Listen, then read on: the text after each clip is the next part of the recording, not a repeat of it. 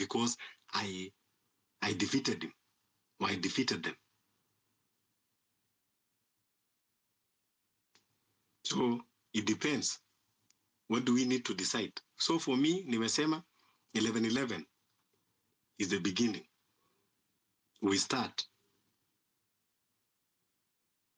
boycotting Safaricom and fighting anyone who is affiliated with this rogue regime.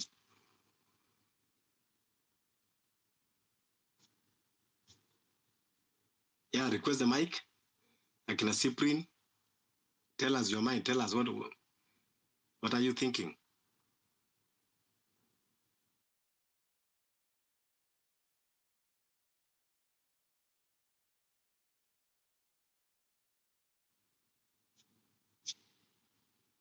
I think tomorrow we are going to have a space, but it will be an open mic where we want to hear people talk and you know, those we want to hear all those agendas, then we see which one are workable. Wala watu ambao wanatuambia tushike kura, wala watu ambao wanatuambia tufanye hii.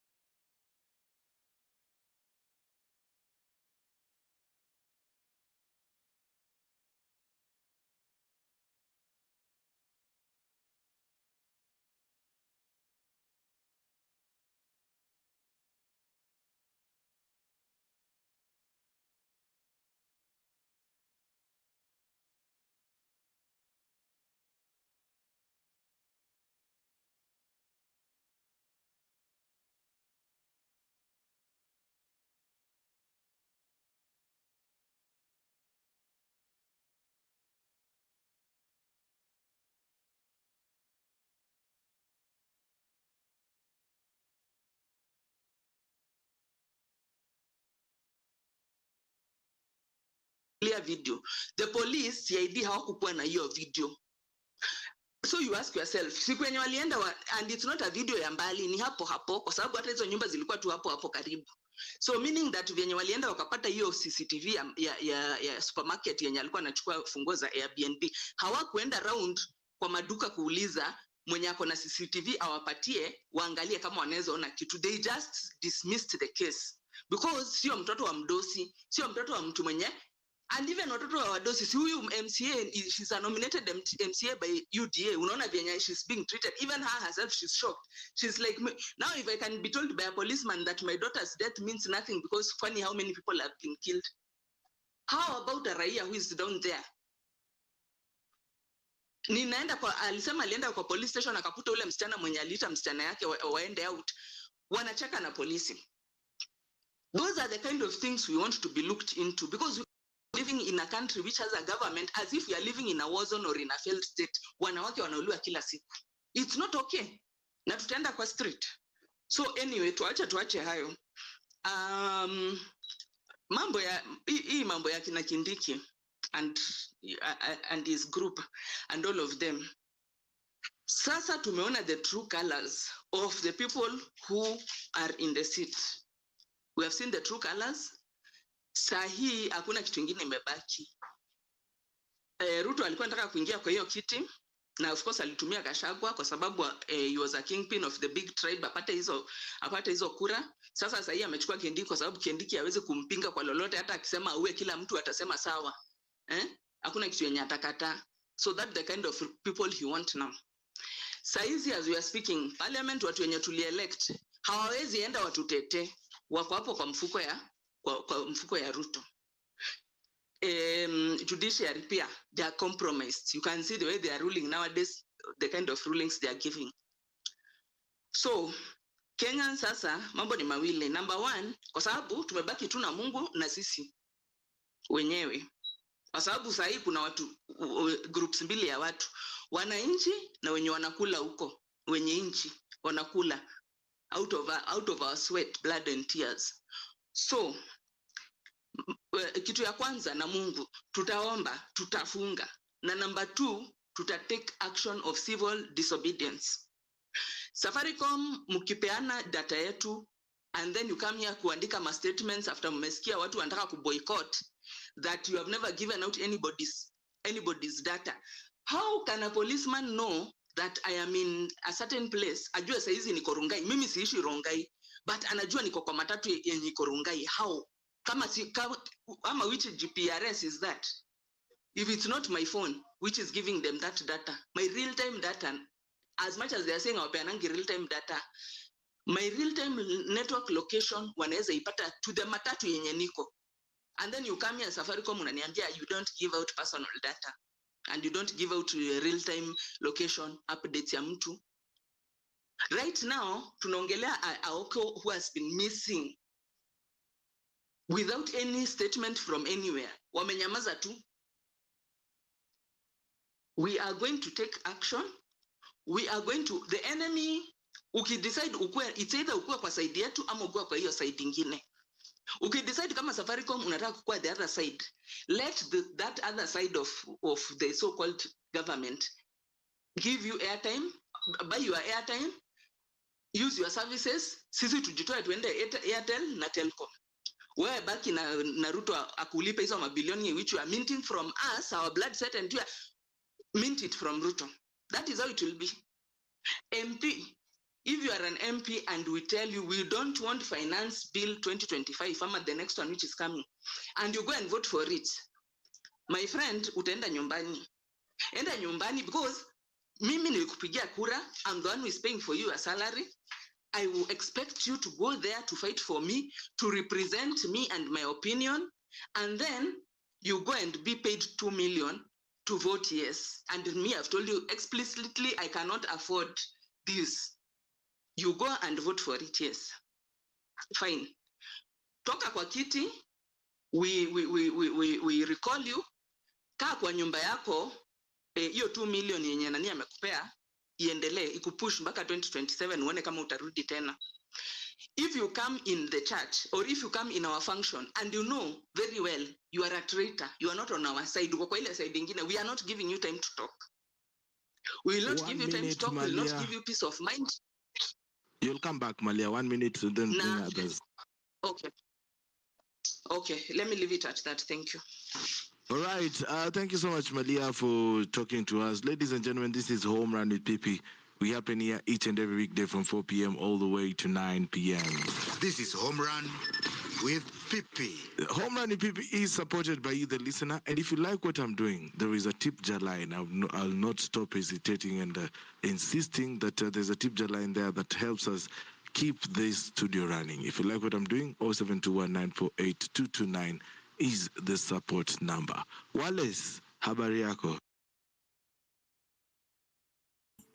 Mzuri sana, natarajia unanisikia vyema. Nakusikia vyema kabisa, talk to us. Asante. Nimeshukuru kwa fursa hii umenipea. I liked what nimesikia Ismail akitajia, amezungumza vyema sana. I hope hajatoka, nimemwona bado yuko kwa space. Na nilikuwa nataka kumkumbusha, amesahau pia siku za Moi kiasi. Kumekuwa na pia election clashes 92 na 97, so si ati mambo yalianza tu baada ya hiyo referendum ya 205.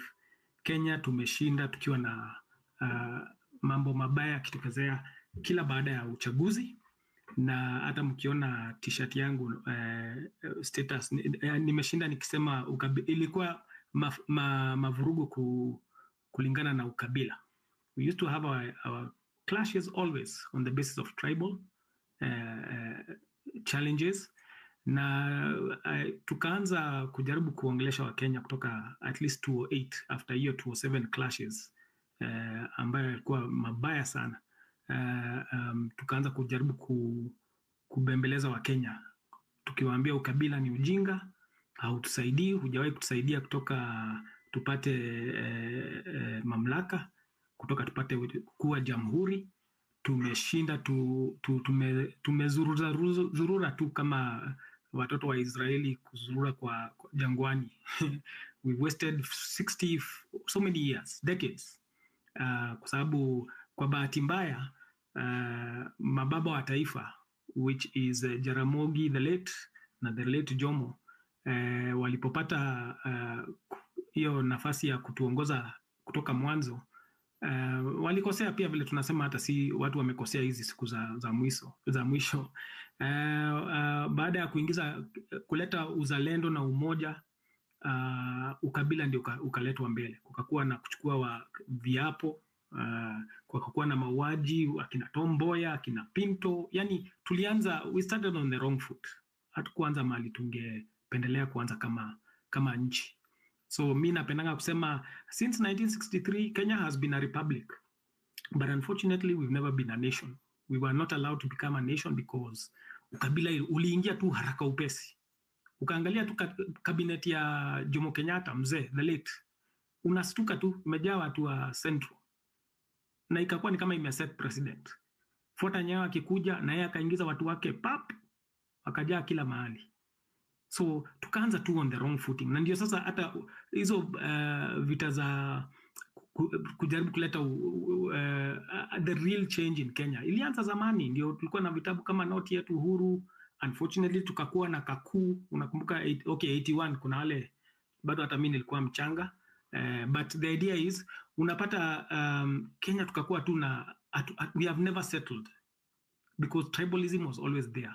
Siasa ikashika hiyo nini. So tulipoingiza multi-party, Moi alikuwa amerevuka, alitumia 92 ndio tulianza multi-party, akadivide watu kwa sababu 92 hata actually 92 alishindwa na Matiba. I'll be very brief on that history. Lakini alirig, walipoenda kotini ikatupwa. Unajua at that time Moi alikuwa total power, haungemshinda. Wacha sasa hii Ruto anajaribu ameanza kushika kila branch ya serikali. Moi alikuwa kila kitu. Alishindwa na Matiba, lakini hata siku hizo Kibaki alitumiwa ndio agawanye central vote, alafu Matiba akaibiwa, alafu ikapotea tu hivyo tuseme. But by the time tumefika 202, Wakenya walikuwa actually 97 Kostina 97. Sasa kila kabila ikachukua njia yake. Ngilu akona yake, Wamalo akona yake, Raila akona yake, kila mtu akaenda. Wakenya wakaona tena 97 tumeshindwa na Moi. Alikuwa amepata now the extra 5 years atawale. Sasa lazima angetafuta mtu wa kuingiza 202, na saa hiyo Wakenya walikuwa wameshiba, wamesema tunajaribu kutoa hii KANU, hatuwezi. Wakenya wakawaambia sasa nyinyi opposition kama muungani, shauri yenu hatuwapigii kura. So wakajiangalia wakasema 97 kwa hizi opposition watu walipata kura kivipi? Kwa sababu Wakenya tukawalazimisha muingie NAK, National Alliance Party of Kenya, okay? Mnaweza angalia kwa Google mtaona hizo historia. Alafu hiyo NAK ilipoungwa kwa lazima, wananchi wamesisitiza, tulikuwa tunangojea Raila aingie. Alikuwa na NDP saa hiyo. Okay? Raila akakataa kuingia. Last minute tukingoja uchaguzi imekaribia 202, Raila akachukua NDP akauzia KANU. Kuna wale wazee hapo wanakumbuka. Akauzia KANU akidhani Moi lazima atoke na hakuna kigogo cha siasa KANU saa hiyo. Unajua Moi hakuwa anaacha mtu mwingine akuwe mkubwa kama yeye. He did not raise, inaitwa protege kwa kizungu. He was the total man. Lakini walipoenda, kama mnakumbuka kitu inaitwa kichinjio Kasarani, akitarajia Moi atasema huyu ndio anaingia. Moi alisimama akasema huyu kijana anaitwa Uhuru ndio nimeamua. So hapo ndio vitu zilienda mrama. Raila alipoona sasa amesalitiwa na Moi ndio alitoka wakatafuta chama kanaitwa LDP, kwa sababu sasa tulikuwa tunasema tingatinga imemezwa na jogo, akaingiza NK ikakuwa NAK. Sasa Wakenya 202 ilikuwa tunatoa, we were not looking at who we were voting in, kwa sababu Ismail ameuliza what did we do wrong. The problem with Kenyans, we were looking at who we are voting out. So our interest was to toe KANU. So tulikuwa tunaenda tunatick 6 piece. Nak hata mjali nani anaingia. Sasa bahati mbaya hao watu Raila alitoka nao kwa sababu wengi walikuwa KANU, Kamodho, akina nani wakakuja wakasurvive kwa sababu wameingia sasa ndani ya NAK. Ikakuwa sasa kuna ahadi ya wataenda watutengeneze katiba mpya. Hii ni historia ya zamani.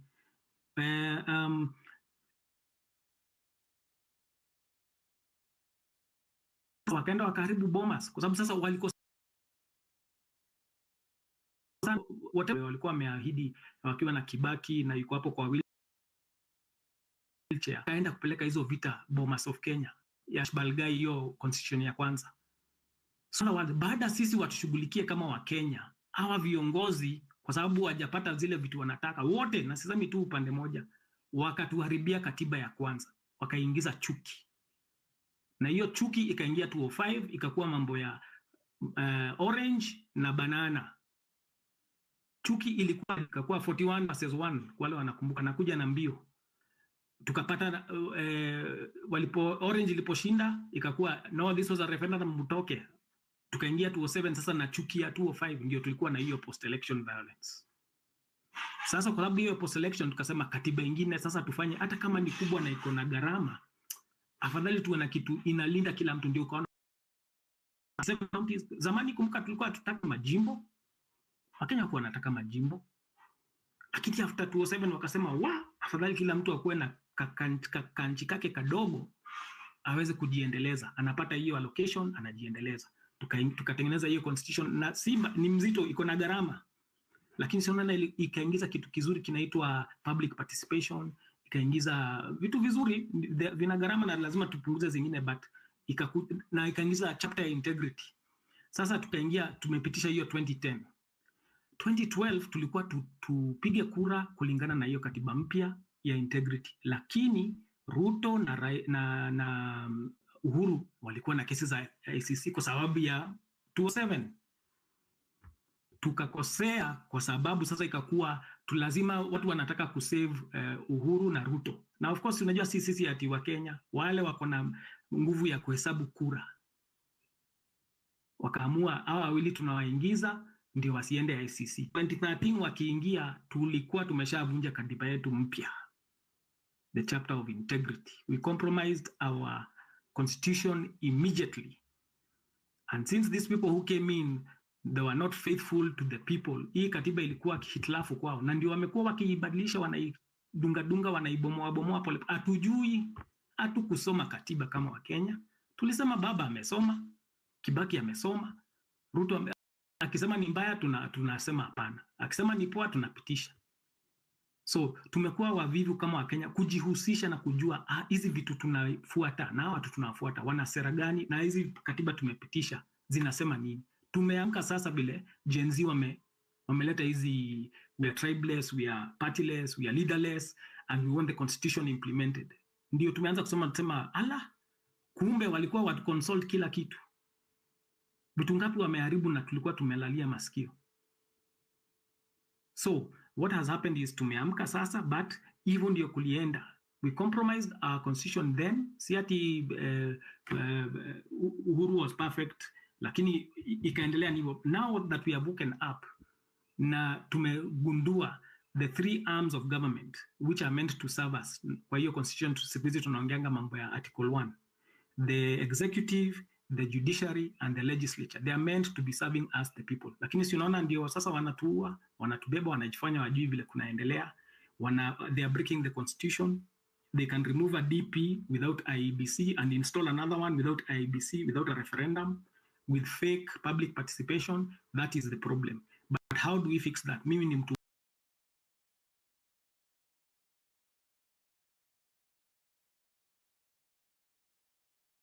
wind up Wallace.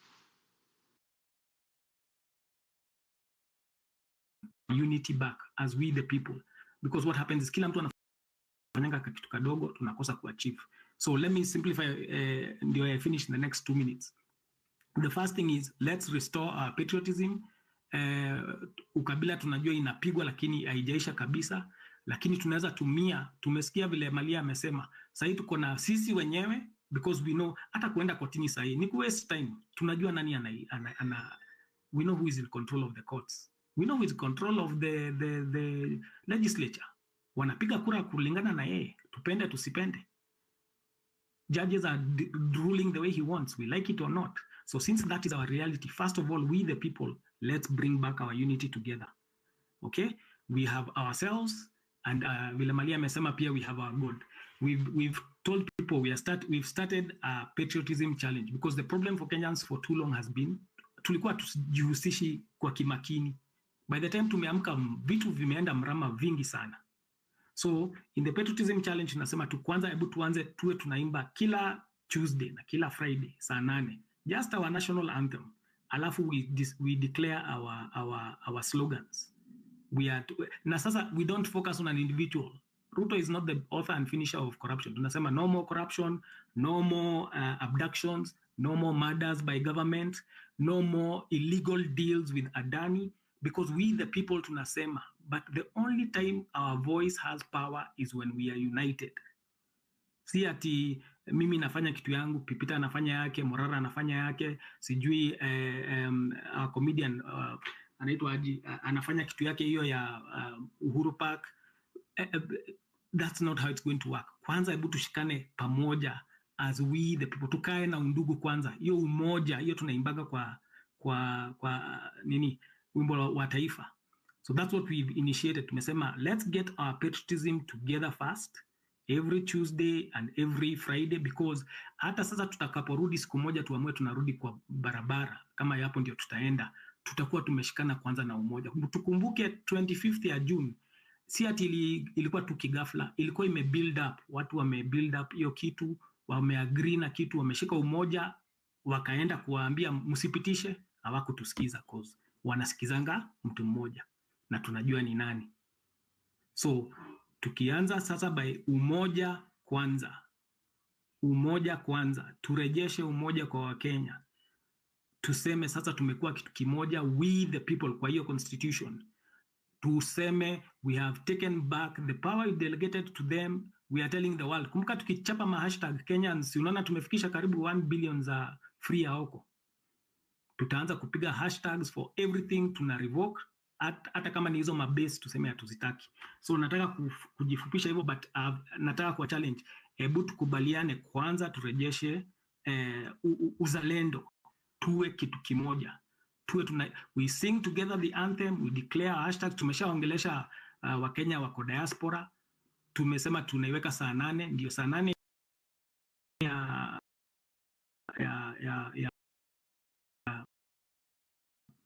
Kenya. Tuna hope of course Waislamu wenzetu wamesha swali, kama ni saa 7 saa 8 wanaweza imba na sisi. Tunataka tuimbe pamoja wimbo wa taifa. So wimbo wa taifa si wa kabila yoyote, hakuna mahali watu, na si wa kisiasa, lakini please note our anthem is magnificent, it's a prayer.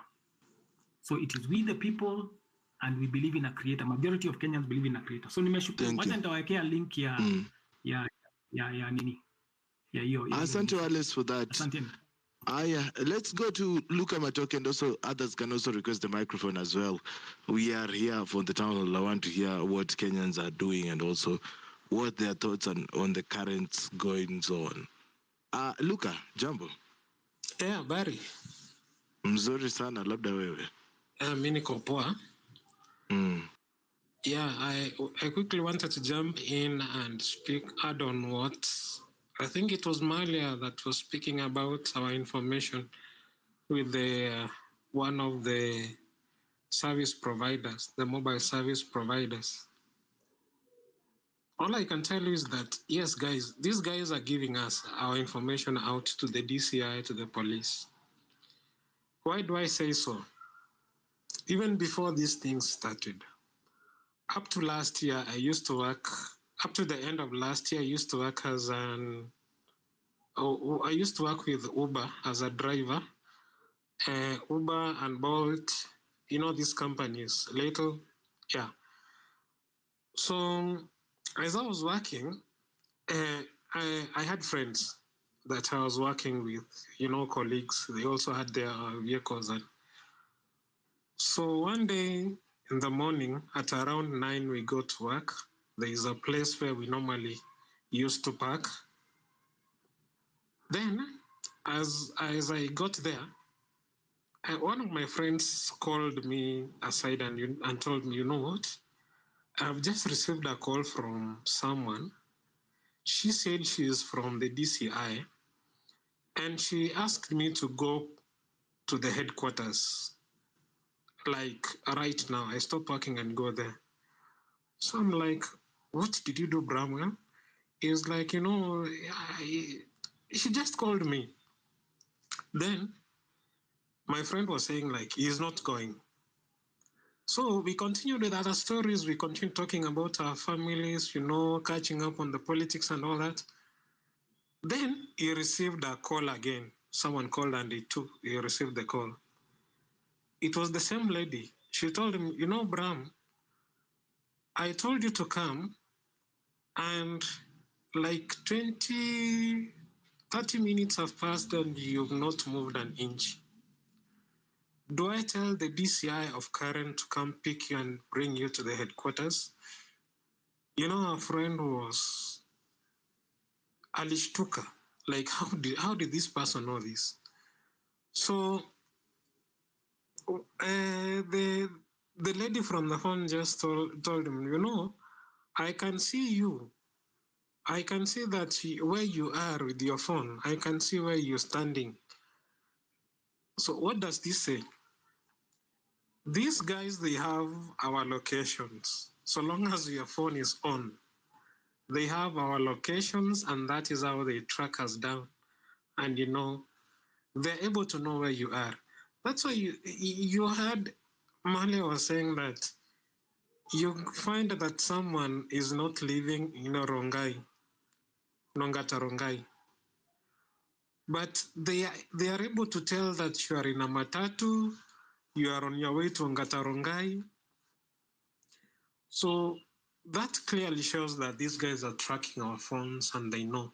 Once they have your phone number, not even your phone number, once they have your information, even if it's the national ID, they're able to tell.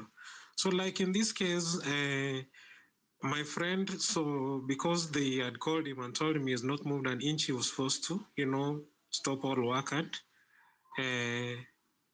start going towards the headquarters of DCI.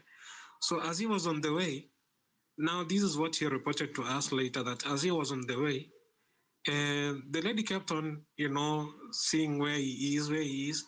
Then at some point, he met, you know, on the way, met a traffic jam. Then he was forced to, you know, he was forced to like stop. So again, the lady called him and asked him, Brahman, why are you not moving? I can see you're on Valley Road and you're not moving.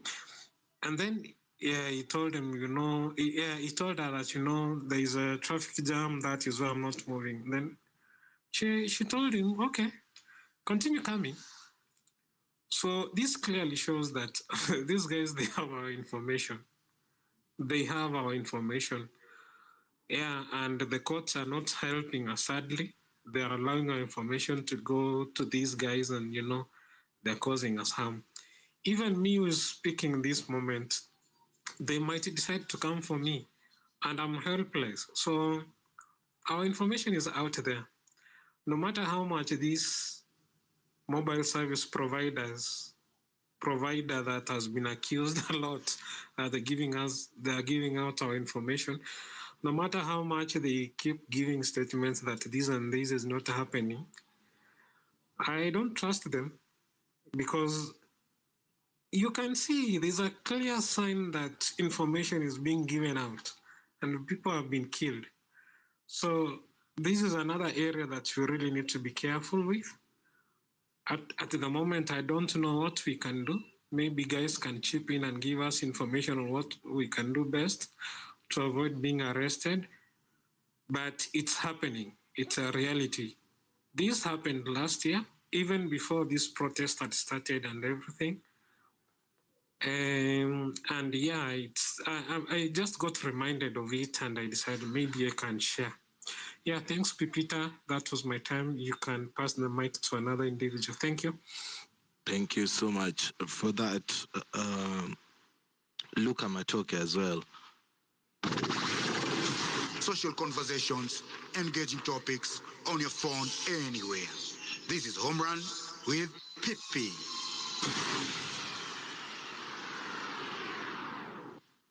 Thank you so much for tuning in to Home Run with People, ladies and gentlemen.